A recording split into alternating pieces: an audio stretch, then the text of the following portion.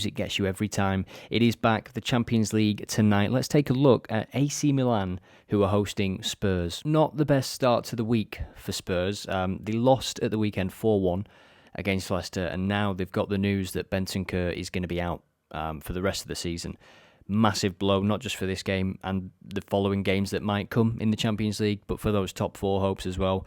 Højbjerg is out for this game as well, suspended. So in midfield, you're looking at Sarr and Skip, potentially. Maybe Eric Dyer can come into midfield as well. And if we look at Milan, they are facing a side who they've seen better days. They are Italian champions still, of course, so they've got to be respected. This is going to be an intimidating game. Conte knows that. He's managed in Italy for over 10 years. But this is his kind of game as well. This is his kind of tie. They'll hope to take advantage of this fragile AC Milan team. But I mentioned the atmosphere. You know, it's going to be an intimidating atmosphere. And if they are going to play Sarr and Skip in the middle, it is a huge game for those two.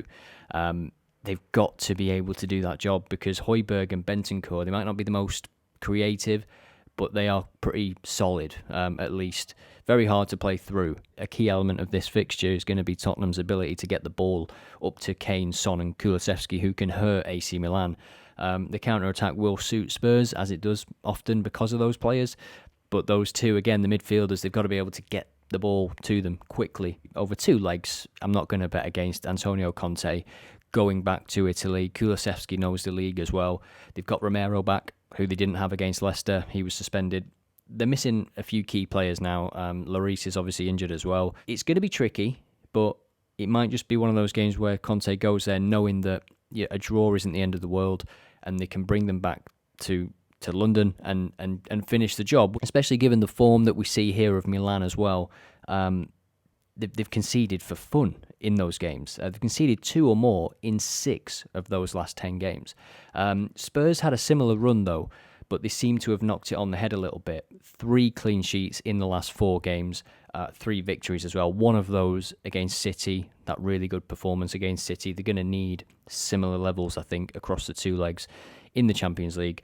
And I'm interested to see how they set up. If Pape Sarr does play, Conte's shown great faith in him already. He's obviously a talent because he's still so young. And this game, if he is trusted with this game away in Milan, it could be a game where he announces himself or a run of games now between now and the end of the season because of Bentancur's injury, where he shows what he can do, and he could form a relationship with Skip or Dyer. Thanks for watching. What do you think the score will be in this game? Do you think Tottenham will go there and just shut up shop and try and just play on the counter? I think that's how they'll do it. I think they'll just be cautious of AC Milan because they've got some good players, Milan. Absolutely got some good players. They are underperforming at the moment, that is for sure. And their home form, there hasn't been a 0-0 at Milan for about 10 months.